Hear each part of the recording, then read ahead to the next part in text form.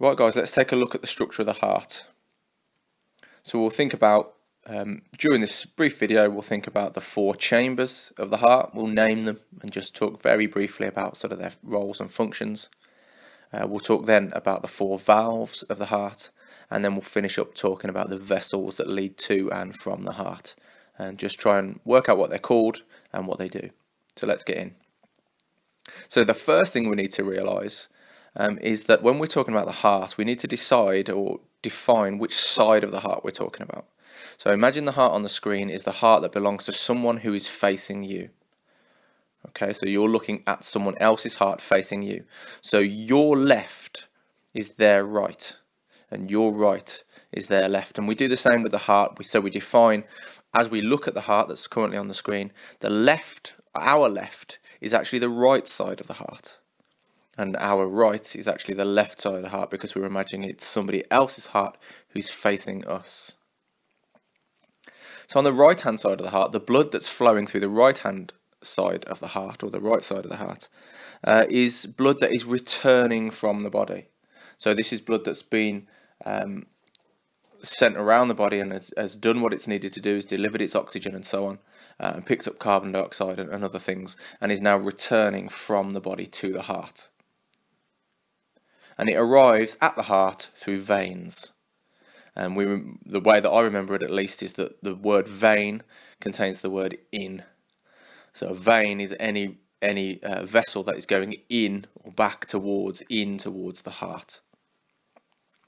So the blood that is returning in through the veins to the heart on the right side of the heart is deoxygenated blood. That means it's had its oxygen content removed, not entirely, but to a certain percentage. Some of that oxygen has been removed and used around in the tissues for respiration. And from the right side of the heart, and this will become relevant in a moment when we talk about the different vessels and the size of the vessels and so on, from the right side of the heart, the blood goes to the lungs. On the left side of the heart, which again is on our right as we look at somebody else's heart, the left side of the heart is receiving blood back from the lungs. So the right side sends the blood to the lungs, and then the lungs, the blood returns from the lungs, and when it returns from the lungs, it arrives in the left side of the heart. And again, because it's been to the lungs, it's picked up oxygen. So it's got a greater oxygen content now than it did when it arrived back from the body. So we talk about this blood being oxygenated blood. And then from there, it's pumped to the body, to the various tissues that need oxygen to respire, via arteries. Arteries, and I remember this artery begins with an A, and so does the word away. That may or may not help you, but arteries go away and veins go in. And what's important to note here, just briefly before we move on, is that on the left side, the chamber walls of the left side of the heart, particularly in this lower chamber, which we'll explain more about in a moment,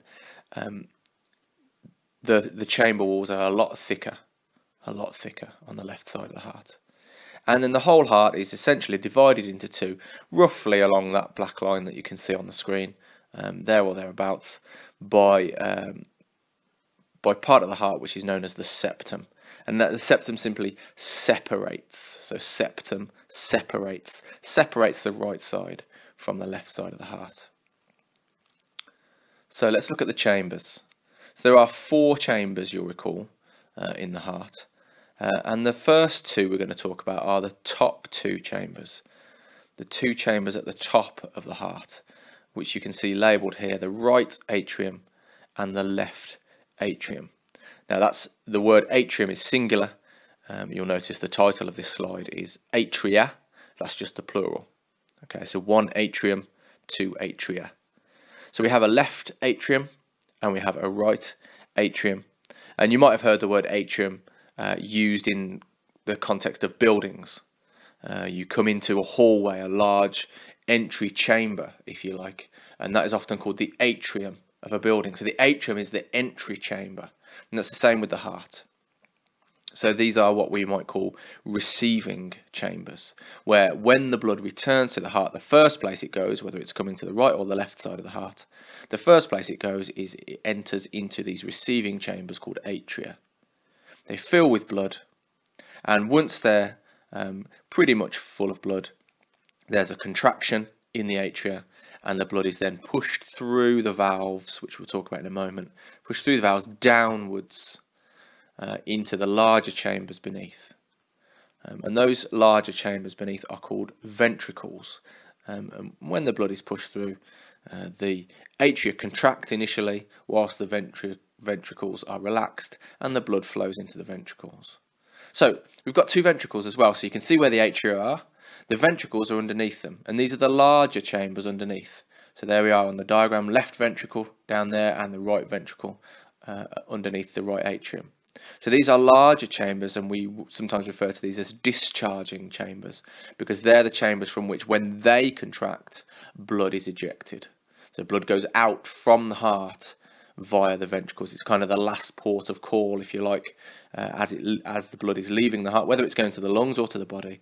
The ventricles contract and send blood out of the heart. So the left ventricle sends blood to the body, and the right ventricle sends blood to the lungs. And you'll notice that they are different in size, and in particular different in thickness. So that the muscle wall, so the heart muscle, the cardiac muscle, the wall is much thicker on the left hand side of the heart. And the reason for that is the left side, as it says on the screen now, the left side, the left ventricle, is pumping blood to the body, which means it's got a far greater distance to go than the right side, which only needs to pump to the lungs. And as you know from your A&P, the lungs are right there next to the heart. So it doesn't require as much pressure, doesn't require therefore the muscle to be quite as thick or as powerful on the right side, because the blood's only got to get to the lungs and back. Whereas on the left side of the heart, it's much more muscular, because there needs to be a much greater amount of pressure in order to eject that blood and get it to continue its circuit around the entire body and return again to the heart, back again to the right atrium. So there are 4 valves as well, 4 valves that separate these chambers from one another and keep blood from just flowing forwards, backwards, or wherever at any given time. So the 4 valves are these. The first valve is the bicuspid valve. Often it's called the mitral valve, and either of those names is fine. And that is there between the left atrium and the left ventricle, and it simply stops blood from flowing from the atrium into the ventricle before it's ready to do so. On the other side of the heart, between the right atrium and the right ventricle, we've got the tricuspid valve, and there it is on the diagram. Then between the ventricles and the vessels that lead out of the heart, we've got another pair or another set of valves that stop the blood from being ejected from the ventricles until the pressure is great enough to actually send the blood where it needs to go.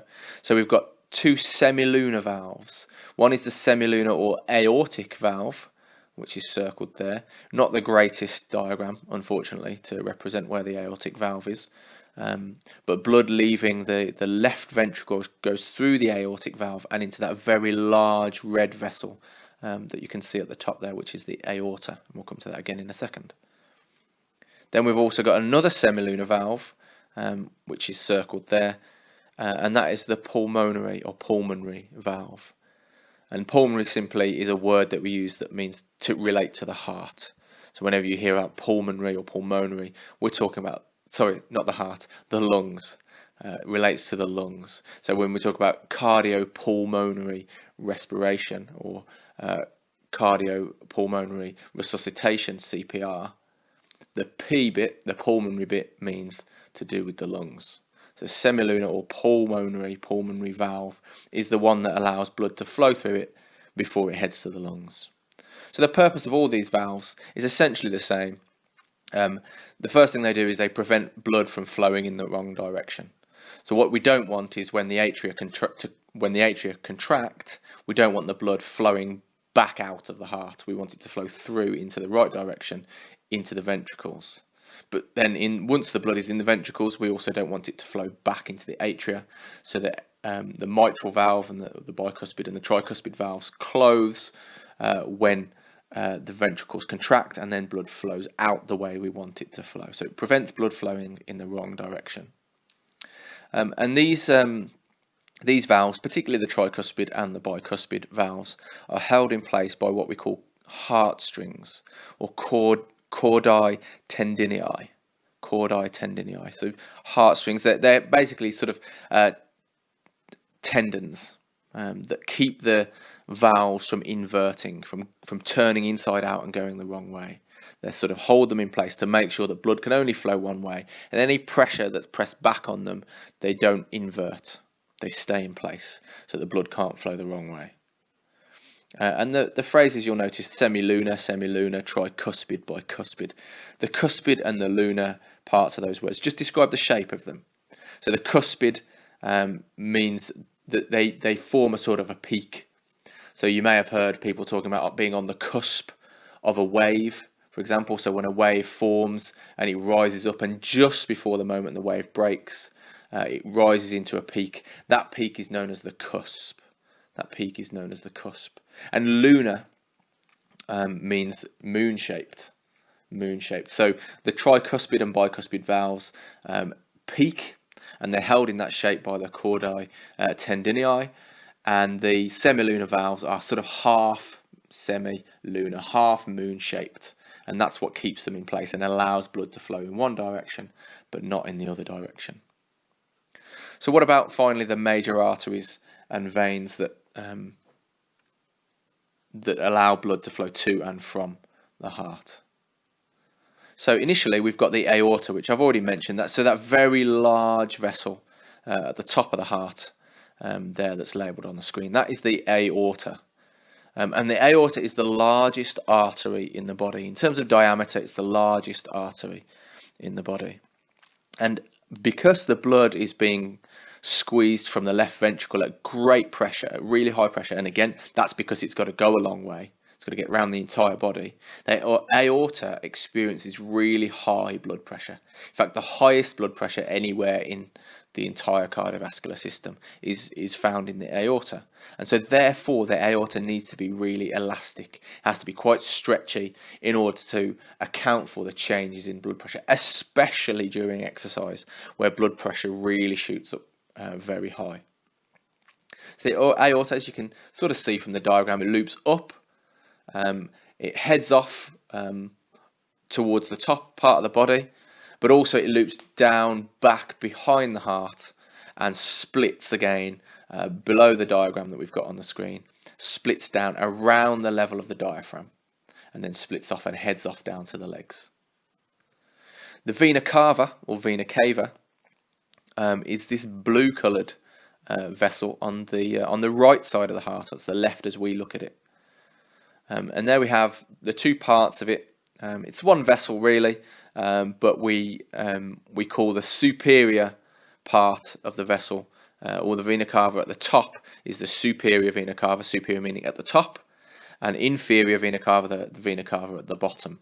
So both join together just before or just as they return blood into the right atrium.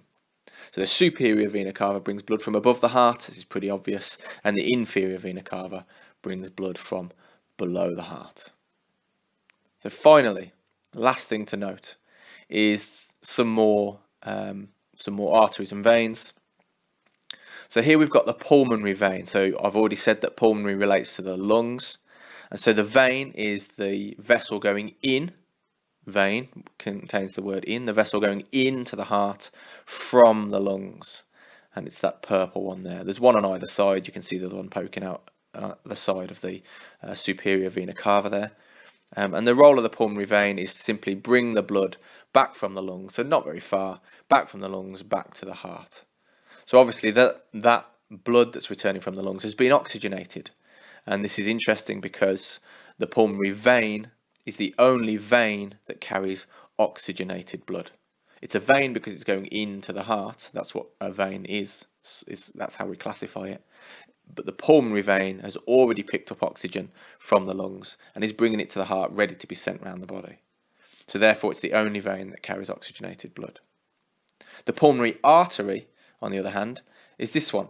So the pulmonary artery, A for away, artery, this is where the blood from the right side of the heart that's come back from the body, it's already deoxygenated, is heading towards the lungs to pick up a load more oxygen and to drop off the carbon dioxide. So it's because it's going away from the heart, it's an artery. It's a pulmonary artery because it's going away to the lungs. As we've said here, it goes from the heart to the lungs. And again, interestingly, this is the only artery that carries deoxygenated blood.